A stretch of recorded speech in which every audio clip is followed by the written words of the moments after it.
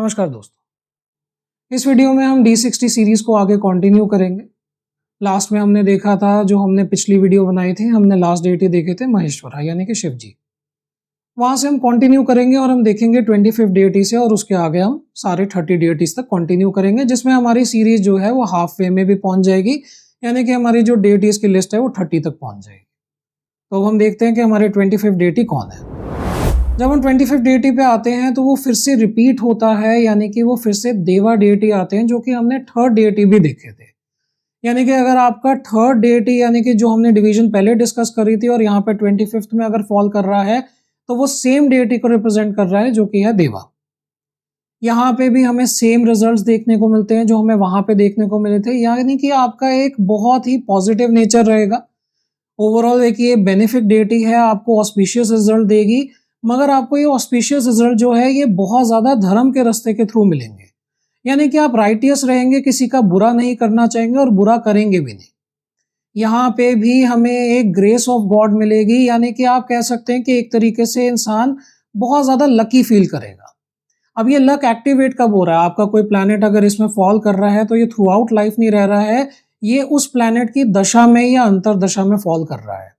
हाँ, अगर ये आपका लगन लॉर्ड बन जाता है तो ये ओवरऑल पूरी लाइफ लॉन्ग ही रहेगा, थ्रू आउट लाइफ आपका ये लक एक्टिवेटेड रहेगा। यहाँ पे आप देखेंगे कि आपके जो सीनियर फिगर्स हैं, अथॉरिटी फिगर्स हैं, वो भी आप पे बहुत ज़्यादा एक पॉजिटिव साइड में लेके चलेंगे, आपको बहुत ज़्यादा हेल्प आउट करेंगे, जो कि फिर से आपके एक तरीके से लक में कन्वर्ट हो जाएगा। ये बहुत ही ज़्यादा बेनिफिक पोजीशन है। अगर आपका कोई भी प्लैनेट इसको रिप्रेजेंट कर रहा है, वो इंसान, वो जीव भी आपके लिए पॉजिटिव है। अगर नहीं भी कर रहा है तो उस टाइम की दशा अंतर दशा में आपको डेफिनेटली एक बेनिफिट मिलेगा। बाय चांस अगर आपका 6th लॉर्ड है या 10th लॉर्ड है, तो आपकी जॉब में या आपके प्रोफेशन में ये लक आपको रेगुलरली दिखेगा टाइम टू टाइम। नेक्स्ट डेटी है हमारे दोस्तों आर्द्रा।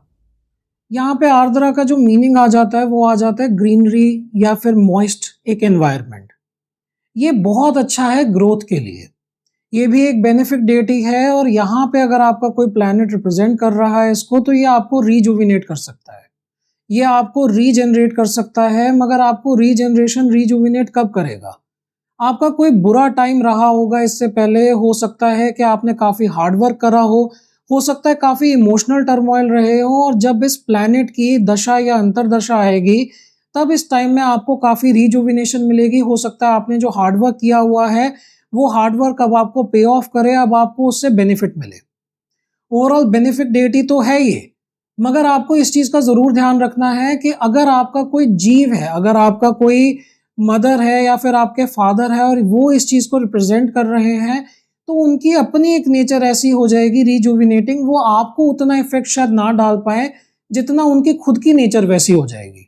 आपको उनके आसपास रह के हो सकता है थोड़ा बहुत बेनिफिशियल फील हो, आपको रीजुविनेट फील हो, आपकी एनर्जी जो है आप री एनर्जाइज हो जाए, मगर ये इफेक्ट काफ़ी कम हो जाएगा अगर ये आपके किसी जीव को रिप्रेजेंट कर रहा है, जो कि थोड़ा सा डिफरेंट है बाकी प्लैनेट जो अभी तक हमने देखे थे। बाकी प्लैनेट में ये हमारा इफेक्ट क्लियर आता है, इसमें उतना ज़्यादा क्लियर नहीं आता है अगर ये किसी और को रिप्रेजेंट कर रहा है।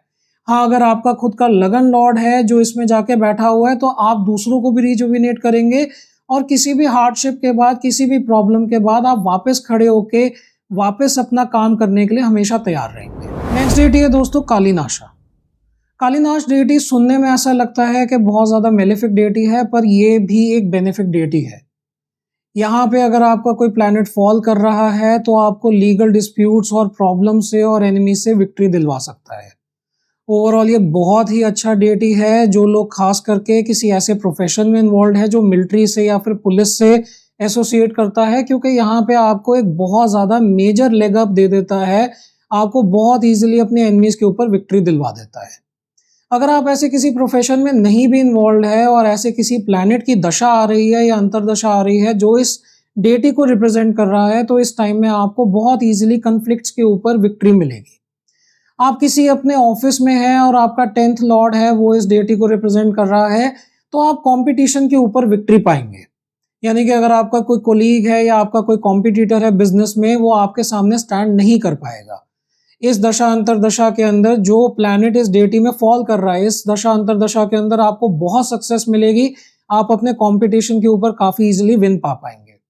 अगर आपकी कोई लीगल बैटल चल रही है, अगर कोई लीगल प्रॉब्लम चल रही है और इवन अगर आपका कोई डोमेस्टिक डिस्प्यूट भी चल रहा है, वो भी इस टाइम पीरियड में एंड होने के बहुत ज़्यादा चांसेस होते हैं। तो ओवरऑल ये काफ़ी ज़्यादा ऑस्पिशियस डेटी है। नेक्स्ट डेटी है दोस्तों क्षितिज। क्षितिज का मतलब होता है जो अर्थ को रूल करता है। ये भी एक बहुत ज़्यादा बेनिफिट डेटी है और आपको बहुत ज़्यादा अथॉरिटी देता है। अगर आप गवर्नमेंट में इन्वॉल्व हैं तो आपको ये गवर्नमेंट में काफ़ी ज़्यादा राइज दे सकता है, बहुत अच्छा पॉलिटिकल राइज दे सकता है अपनी दशा या अंतरदशा में। सपोज करिए आपका 10th लॉर्ड है वो इस डेटी को रिप्रेजेंट कर रहा है, या आपका 7th लॉर्ड है वो इस डेटी को रिप्रेजेंट कर रहा है, तो आपको बिजनेस में, अपने वर्क में बहुत ज़्यादा सक्सेस मिल सकती है। अगर आपका 7th लॉर्ड है तो थोड़ा सा आपकी वाइफ को भी अथॉरिटेटिव नेचर देगा, मगर ये पॉजिटिव वे में होगा, ये नेगेटिव वे में नहीं है कि वो आपको डोमिनेट करेंगे, आपके वाइफ या हस्बैंड जो भी है। ये एक बेनिफिट डेटी इस पॉइंट ऑफ व्यू से भी है कि आपको काफ़ी ज़्यादा सक्सेस और एक फाइनेंशियली भी आपको एक प्रॉस्पेरिटी दे सकता है। ये फाइनेंशियल प्रॉस्पेरिटी तब आएगी अगर आप एक अपना रोल लेंगे, अथॉरिटेटिव रोल लेंगे, अगर आप लीड करेंगे तो ही। अगर आप सबमिसिव बन के रहेंगे इस दशा अंतरदशा में तो ये प्लैनेट, ये डेटी अपने जो रिजल्ट्स है उनको डिलीवर नहीं कर पाएगा। आपको कोशिश करना है कि जो डेटी है आप उसकी तरह अपने आप को एक तरीके से ढाल सके। अगर वो बेनिफिक है आप उसकी तरह बने ताकि आपके रिजल्ट्स मैक्सिमम आए, अगर नेगेटिव हैं तो उसकी मैक्सिमम क्वालिटीज़ जो हैं जो आपकी फेवर में जा सकती है उनको लें और नेगेटिव क्वालिटी से उससे बच के रहें। यहाँ पे हमारी पॉजिटिव क्वालिटीज़ बहुत ज़्यादा हैं, तो हमें पॉजिटिव क्वालिटीज़ को लेना है और नेगेटिव एक जो है बस हमें ईगो में नहीं आना है। यानी कि ऐसा देखा गया है कि अगर आपका कोई प्लैनेट इस डेटी को रिप्रेजेंट कर रहा है, खास करके अगर आपका लगन लॉर्ड, तो कई बार आप इतने ज़्यादा अथॉरिटेटिव हो जाते हैं ना कि आप दूसरों को डोमिनेट करने लग जाते हैं।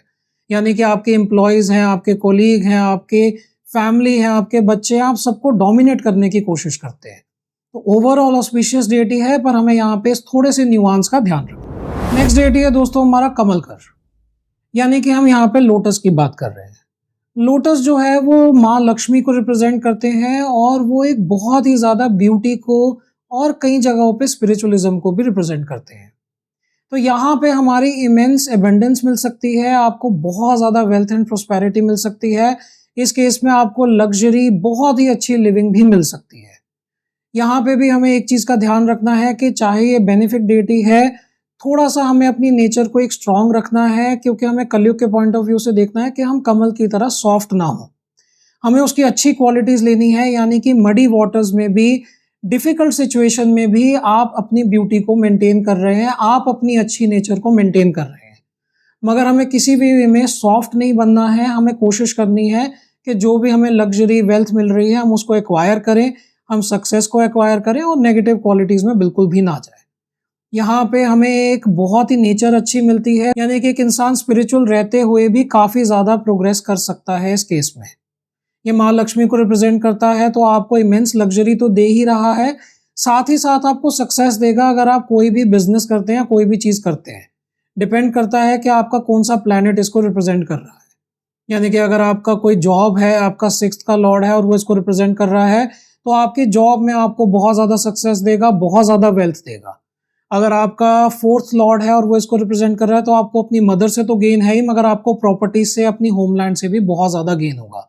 तो इसको एनालाइज करना बहुत ज़रूरी है। जो लोग वेल्थ के लिए या फिर मनी के लिए, एक लग्जरी लाइफ के लिए बहुत ज़्यादा वो उनके दिमाग में रहता है कि हमें चाहिए है, उनको देखना चाहिए कि क्या उनका कोई प्लैनेट इस डेटी को रिप्रेजेंट कर रहा है, उसकी दशा कब आ रही है, वो किसको रिप्रेजेंट कर रहा है, वहाँ से वो काफ़ी ज़्यादा वेल्थ कमा सकते हैं। लास्ट डेटी है दोस्तों बुलिक। ये एक मेलेफिक डेटी है। इस वीडियो में हमने जितने भी डेटीज देखे थे वो बेनिफिक थे। ये एक ऐसा डेटी है जिसकी नेचर मेलेफिक है। जैसा कि हम जानते हैं गुलिक जो है वो सैटर्न के बेटे को रिप्रेजेंट करते हैं, उनके सन को रिप्रेजेंट करते हैं। और सैटर्न की तरह ही इनकी एक नेचर रहती है रिजल्ट्स को डिले करना। यानी कि अगर आपका कोई भी प्लैनेट है जो इस डेटी को रिप्रेजेंट कर रहा है, इस कैटेगरी में फॉल कर रहा है, तो वो बहुत ज़्यादा डिलेज कॉज करेगा। कई बार ये ऐसा प्लैनेट जो है वो रिजल्ट्स को डिनाई भी कर सकता है, मगर आपको कोई भी चीज़ आसानी से नहीं देगा। सपोज करिए आपका 10th लॉर्ड है जो इसमें फॉल कर रहा है, तो बहुत ज़्यादा आपके करियर में डिले लाएगा। अगर आपका 2nd लॉर्ड है तो आपको फाइनेंशियल सक्सेस नहीं देगा, डिनाई भी कर सकता है, मगर अगर आपको देगा भी तो बहुत लेट देगा। आप काफ़ी हार्ड वर्क करेंगे, काफ़ी पेशेंस रखेंगे, उसके बाद ही रिजल्ट मिलेगा। यहाँ पे यही की है कि आपको हार्ड वर्क और पेशेंस दोनों चीजें चाहिए हैं। इसके लिए कोई और एक उपाय नहीं है, ये एक कार्मिक ब्लॉक है जो आपके प्रीवियस जन्म के कर्मों की वजह से है। हो सकता है आपने लाइफ में बहुत ज़्यादा शॉर्टकट लिए हो पिछले जन्म में, हो सकता है आपने किसी को चीट करा हो जिसकी वजह से प्रॉब्लम आई है, वो हॉरोस्कोप टू हॉरोस्कोप डिपेंड करेगा। पर इस कार्मिक ब्लॉक की वजह से इस जन्म में आपके पास एक ही सोल्यूशन है कि आपका कोई भी प्लैनेट अगर इसमें फॉल कर रहा है तो आप पेशेंस रखें, आप अपनी मेहनत करते रहें, सही रास्ते पे चलेंगे तो आपको डेफिनेटली इसमें भी अच्छे रिजल्ट्स मिलेंगे। हाँ, थोड़े डिले ज़रूर हो सकते हैं। तो दोस्तों इस वीडियो में हमने 6 डेटीज और कवर करे हैं और इसके साथ हम 30th डेटी पे पहुंच गए हैं। यानी कि अब हम 30th डेटी पे आ गए हैं, हमने हाफ लिस्ट कंप्लीट कर ली है टोटल 60 डेटीज की। अगली 5 वीडियोस में हम बाकी जो हमारे बचे हुए 30 डेटीज हैं उनको भी कवर करेंगे। हम उनकी भी नेचर को समझेंगे और देखेंगे कि वो क्या रिप्रेजेंट करते हैं। मैं फिर से आप लोगों के लिए एक बार रिपीट कर रहा हूं कि ये जो हम डिग्रीज देख रहे हैं, ये हमें D1 चार्ट के अंदर देखनी है कि ये डिग्रीज हमारा कोई प्लैनेट रिप्रेजेंट कर रहा है तो वो D1 चार्ट में हमें देखना है। और जो हमें लॉर्डशिप देखनी है वो भी हमें D1 चार्ट में ही चेक करनी है। D60 चार्ट का जो रोल आएगा जिससे हम अपने पास्ट लाइफ कर्मों को समझ सकते हैं, वो हम आने वाली वीडियोस में समझेंगे, वो हम आगे जाके समझेंगे कि उनका क्या रोल आ जाता है। और ये डेटीज का भी वहां पे क्या रोल आएगा वो चीज हम बाद में समझेंगे। इस वीडियो के लिए इतना ही दोस्तों, धन्यवाद। अगर आपको हमारा वीडियो पसंद आया तो आप वीडियो को लाइक कर सकते हैं, चैनल को सब्सक्राइब कर सकते हैं और हमें डिफरेंट सोशल मीडिया प्लेटफॉर्म पे फॉलो भी कर सकते हैं।